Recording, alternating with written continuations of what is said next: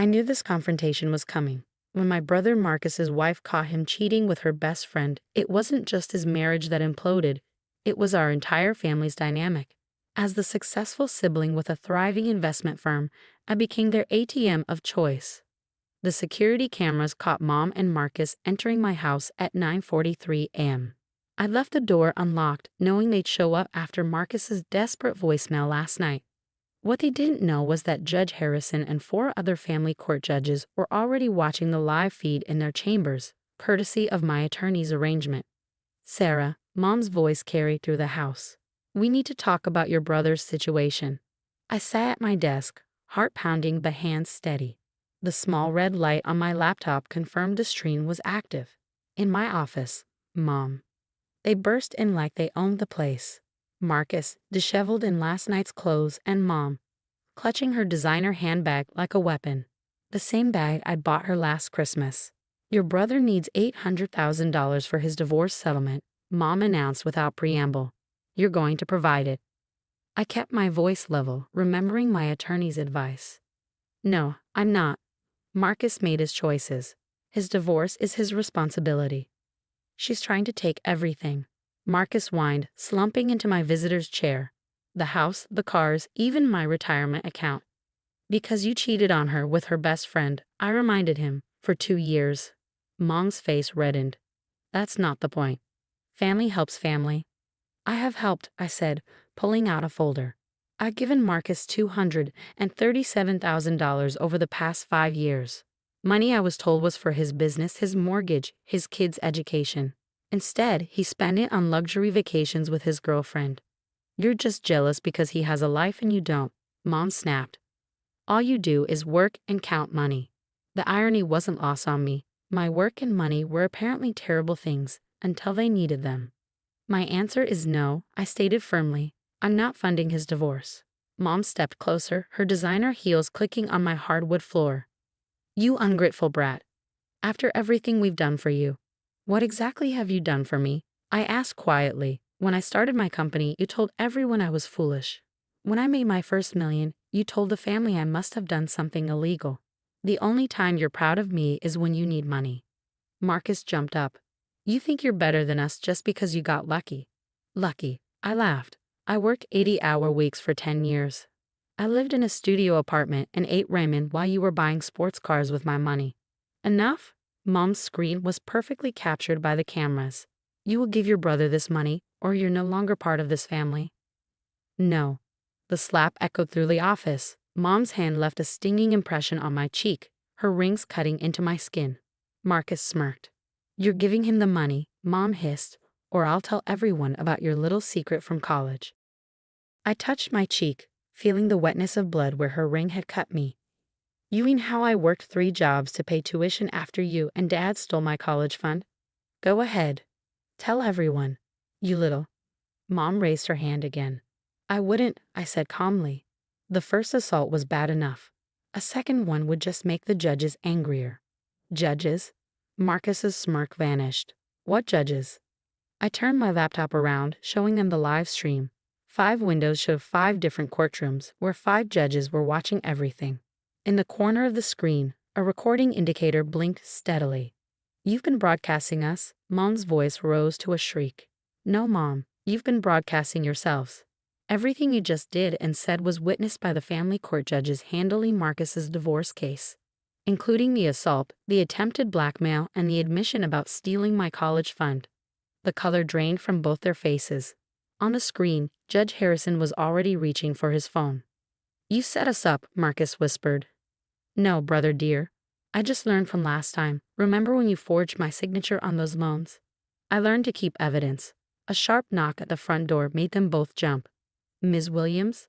A familiar voice called. This is Detective Rogers. We need to speak with your mother. The next few minutes were chaos. Mom trying to leave through the back door where another officer waited.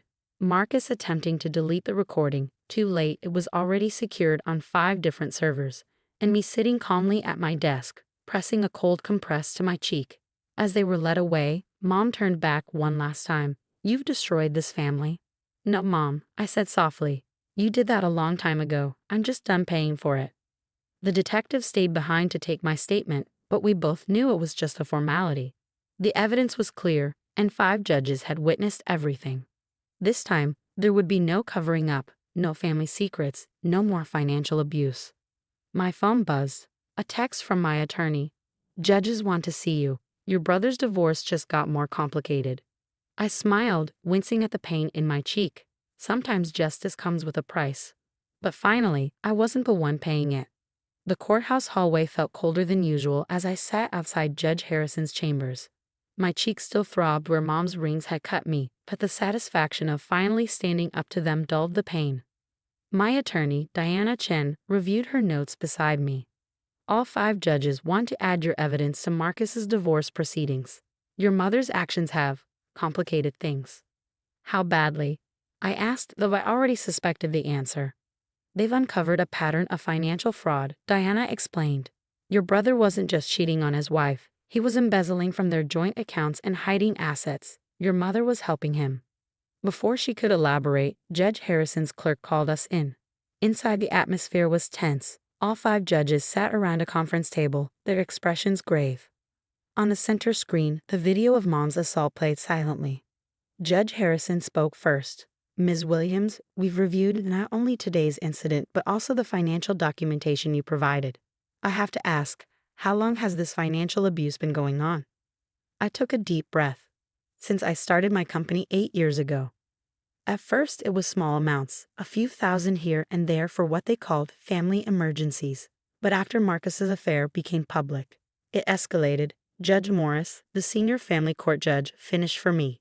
We've seen the transfer records. $812,000 in total, not counting the college fund theft. Diana handed them another file. We've also discovered that Ms. Williams's mother and brother used her personal information to obtain multiple loans. The judges exchanged looks. Judge Harrison leaned forward. Ms. Williams, are you aware that your brother listed you as a guarantor for his assets in his divorce proceedings? My blood ran cold. What? He claimed you had agreed to cover all his financial obligations, Judge Peterson added. There's paperwork with your signature, though given what we witnessed today, I'm questioning its authenticity. My hands shook as I examined the documents they provided. The signatures looked perfect, because they were copied from my legitimate business documents. I never signed these, I stated firmly, and I never agreed to guarantee anything. We believed as much, Judge Harrison nodded. Which is why we've already contacted the FBI's Financial Crimes Unit. This goes beyond family court now. As if on cue, my phone buzzed with a text from Marcus. Fix this or I'll tell them everything about your company. I showed the message to the judges. He's been trying to blackmail me with false allegations about my business practices. I have all his threats documented. Judge Morris made a note. The FBI will want to see those. Ms. Williams, I have to ask, why did you wait until now to come forward? I stared at my hands, remembering years of manipulation and guilt. Their family. Every time I tried to refuse, they'd remind me of everything they'd supposedly done for me. Mom would cry, Marcus would bring his kids around. I kept hoping they'd change. Until today, Diana added softly. Until today, I agreed. When I heard they were planning to make me responsible for the divorce settlement, I knew it would never end. They'd keep taking until there was nothing left. The judges conferred quietly before Judge Harrison spoke again. We're issuing an immediate injunction preventing both your mother and brother from contacting you or accessing any of your accounts. Given the assault and attempted extortion we witnessed, we're also recommending criminal charges. My phone buzzed again. Mom this time. You ungrateful child. After everything we've sacrificed for you. Judge Peterson noticed my expression. More threats? No, I said, showing them the message. Just the usual guilt trip. Ms. Williams, Judge Morris said kindly, what we witnessed today wasn't family. It was organized financial abuse. Your mother and brother are facing serious charges, and your sister-in-law's attorney will be very interested in this new evidence. As we left the chambers, Diana squeezed my shoulder. You did the right thing. They can't hurt you anymore.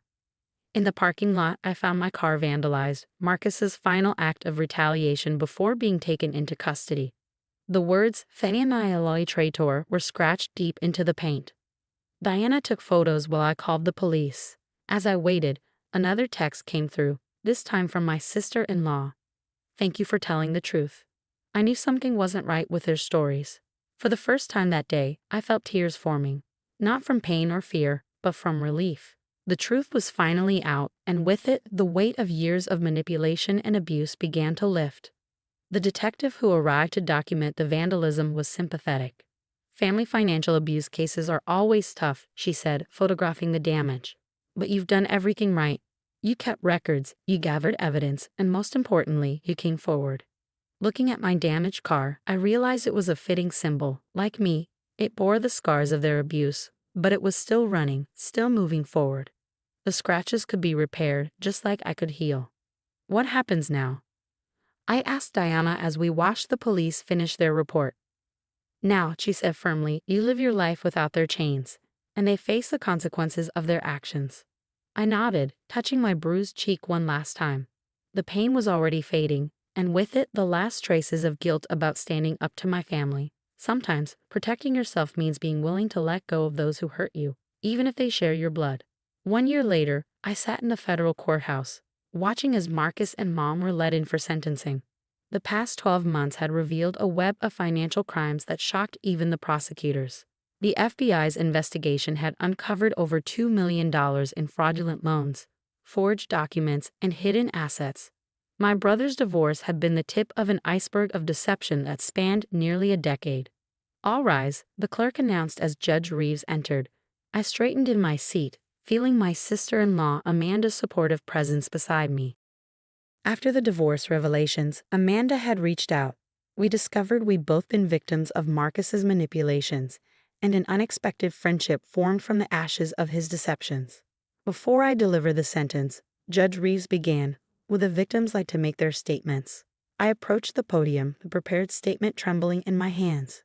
Mom and Marcus wouldn't meet my eyes. For years, I believed that family meant sacrificing everything for each other. I began.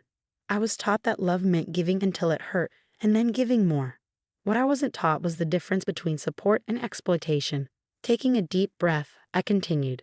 My mother and brother didn't just steal my money, they stole my trust, my sense of family, and years of my life. They used my success as a weapon against me, turning every achievement into an obligation. Mom started crying, but I'd learned to recognize her tears for what they were, another manipulation tactic. The physical assault that day in my office wasn't the first act of violence, it was just the first one caught on camera. The real violence was the years of emotional and financial abuse, the constant threats, the manipulation of my love and guilt. After I finished, Amanda took her turn, revealing how Marcus had systematically drained their children's college funds while convincing her she was bad with money. Judge Reeves listened intently before addressing the defendants. Mrs. Williams, Mr. Williams, your actions show a calculated pattern of exploitation targeting your own family members. The court sentences you to 8 years in federal prison for financial fraud, with additional time for assault and extortion. As they were led away, Marcus finally looked at me. Sarah, please, the kids need their father. They need their college funds more. I replied calmly, which is why I've already set up new trust accounts for them, ones you can't access. Outside the courthouse, Amanda hugged me. It's really over. Almost, I smiled. There's one more thing. The next day, I stood in front of my company's board announcing the launch of the Family Financial Abuse Prevention Foundation. Using part of my recovered funds, we provide resources and legal support for victims of familial financial exploitation. Deanna, now the foundation's legal advisor, helped me cut the ribbon at our first office. You've turned your pain into purpose, she observed. Pain teaches us what we need to learn, I replied. I learned that real family doesn't demand your sacrifice. They celebrate your success. The foundation's first case came sooner than expected. A young entrepreneur, tears in her eyes, showed us texts from her parents demanding she sell her successful startup to pay for her brother's gambling debts. They say I owe them, she whispered. That family sacrifices for family. I showed her my mother's final text to me, sent just before she was taken to prison. A real daughter would have protected her family. No, I told the young woman. Real family protects each other from harm, not demands you harm yourself for them. 6 months after the sentencing, I received a letter from Mom's prison counselor. Mom had finally admitted her actions, recognizing the pattern of abuse she perpetuated. She asked if I'd consider visiting. I wrote back a simple response. When you can respect my boundaries as much as you want my forgiveness, we can talk. Marcus's kids visit me monthly now. We never discuss their father, but I make sure they understand healthy financial boundaries. Their new college funds are secure, and Amanda and I are teaching them that love doesn't come with a price tag. Last week, I found the old family photo album. Looking at the pictures, I realized something profound. The family I mourned never really existed. It was a facade maintained by my sacrifice and their demands. But from those ashes, something authentic has grown. Amanda and her kids, my foundation family, friends who celebrate my boundaries instead of challenging them. It's not the family I was born into, but it's the family I chose, and that makes all the difference. The scar on my cheek from mom's rings has faded, but the lessons remain. Sometimes the bravest thing we can do is say no to those we love. Sometimes the truest form of family is the one we build after the one we were born into breaks.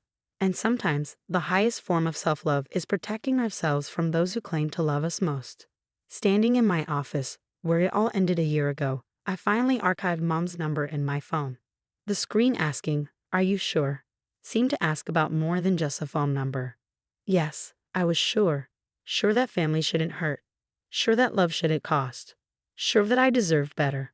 And most importantly, sure that I would never again confuse exploitation for love.